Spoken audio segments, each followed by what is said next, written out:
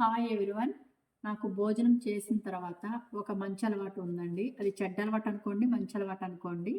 మా చెట్టుకి 2 తమలపాకులు వచ్చినాయండి. 2 తమలపాకులు తీసుకొని బాగా వాష్ చేసుకొని వీటిలో కొంచెం సోంపు, దాల్చిన చెక్క స్మాల్ పీసెస్ ఒక 4 తీసుకున్నానండి, చిన్న పీసెస్.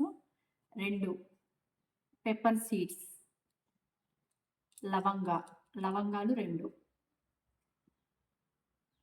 లవంగాలు 2, కిస్మిస్ 5.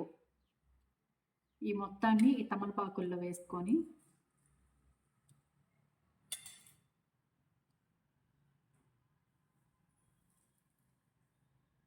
ఇలా క్లోజ్ చేసుకొని